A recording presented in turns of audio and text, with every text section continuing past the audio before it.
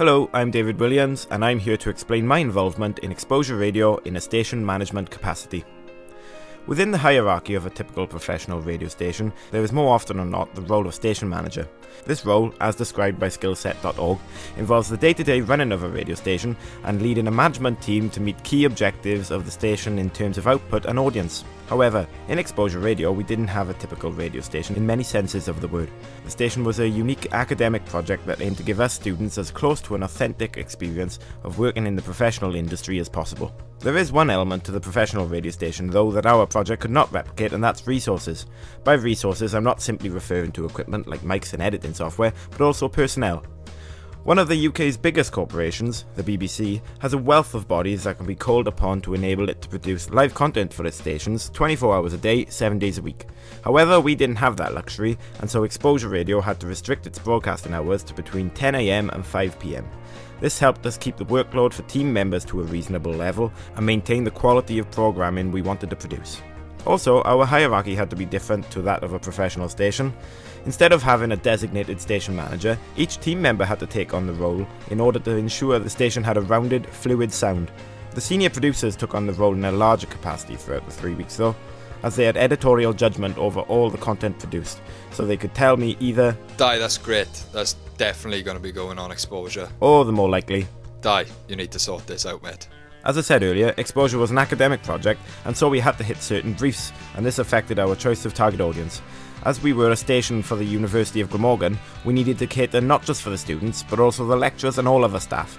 This gave us a very broad age range of 18 to 65 to target. Not an easy task, but with the right content, I felt it wasn't impossible.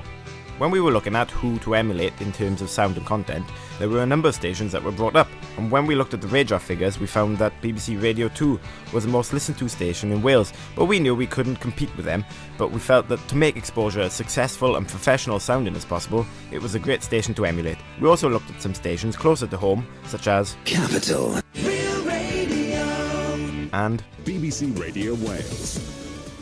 There was also our competition to consider. We knew that it would be overly ambitious to try and compete with the BBC and commercial stations, so we focused on the community and student stations available in Cardiff like GTFM and our very near neighbours Tequila Radio. Long before this though, all the way back on the 21st of November, the major radio group had begun thinking about how the station was going to sound. We were split up into 3 groups, and we each made a 10-minute presentation to try and explain how Exposure would sound and be structured. Welcome to our presentation for Exposure 2012. Starting off our exposure day, we decided to begin with the morning show. Our art show, Artistic Exposure, would air every morning between 11:30 and 1 o'clock. We hope you like our plans, and we're open to collaboration with other people's ideas to make Exposure as good as possible. This presentation was made long before we were told about who our target audience would be, so the sound that we had devised had to be revisited when I was put on the imaging team that was set up before Christmas. The imaging team consisted of me, Stephen Owens, Will Barker, Chris Jackson and Dominic Westerland, who were tasked to come up with the station's sound by creating jingles, idents and trails.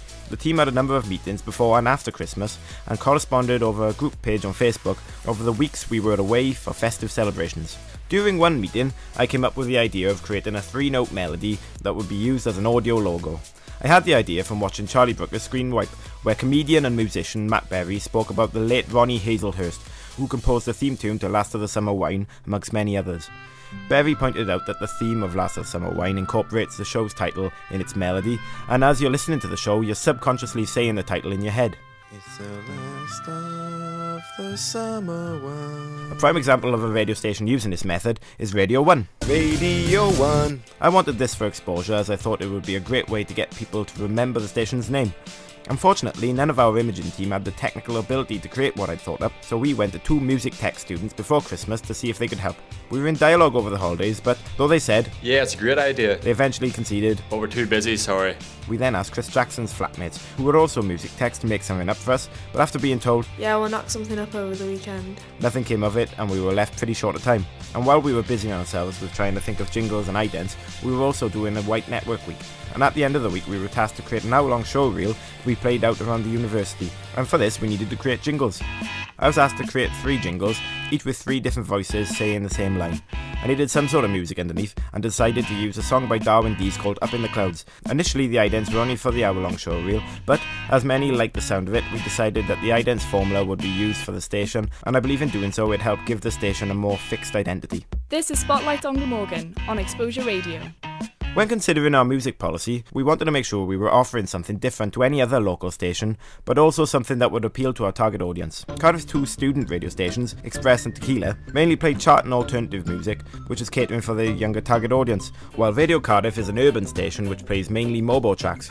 But of all of the local stations, I would consider GTFM to be the station that resembled our music policy the closest, as they played both chart and older music of all genres. But our music policy was very much shaped by market research that was carried out in December, where we asked people in the atrium and around Cardiff what music they like to hear on the radio. From our results, we could see that people wanted to hear both current chart music and stuff from the 80s, which mirrored what my group pitched in November's presentation. Though I criticised the system initially as I believed there was a lot of room for error, I thought the music policy and system worked very well for what we were trying to achieve with Exposure. The results of the market research we undertook back in December was very much taken into consideration, and overall I think the playlisting was definitely one of the strongest elements of the station in trying to hit our target audience. Now, the marketing of a radio station can be very important in dictating whether it's successful or not. An example of a successful marketing campaign was by Real Radio, as the station launched in Wales in 2000. The commercial station spent millions on a TV advertising campaign which helped it become one of Wales's most listened to radio stations in a matter of months of the station launching. But when it came to marketing Exposure, as an academic project we had next to no budget to work with. Personally, I didn't have too much input in the marketing of Exposure, however that didn't mean I didn't do what I could to raise awareness of the station. So in the run up to the station going live, I, and a majority of the Exposure team, put an Exposure picture up on our social media profiles, as we knew the power social media has in the marketing and promotion of a product. Marketing and promoting didn't have to be completely separate from any other element of what I did on the station though, as I tried to integrate it into my produced content. When producing shows and features for Exposure, I not only had the show's sound in mind, but also the station as a whole. When making features, I always thought about the target audience and the station's aims and objectives.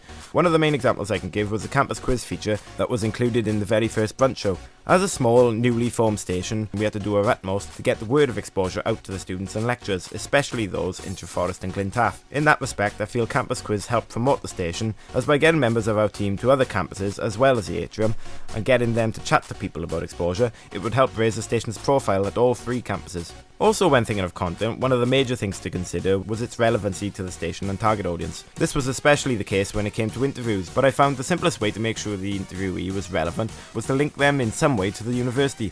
This meant they could be alumni, a current student, lecturer, or a professional in a field of work that Glamorgan students may aim to work in.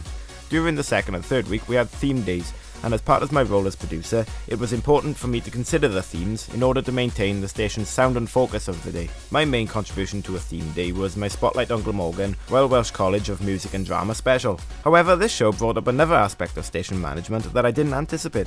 In the programme I included a feature on opera Draig, who were rehearsing at the college. Unbeknown to me at the time, Megan Griffiths had also done a piece on the company.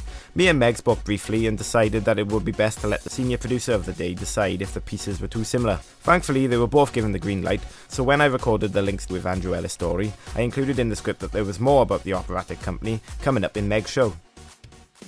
I didn't produce much audio for the charities we were championing, but I could appreciate the benefits that came from being linked to Adrev and Tenevus. What I did do though was help set up a charity stall in the final week with Becca Milsom. When I was manning the stall, I was shocked by the amount of students who, despite us being on air for 2.5 weeks, were coming up to me and asking what Exposure Radio was. I believe what we should have done was have a stall in the atrium in the first week, as well as having one in the Treforest and Glyntaff campuses, so that the station had more of a physical presence, though this again would have put strain on our resources.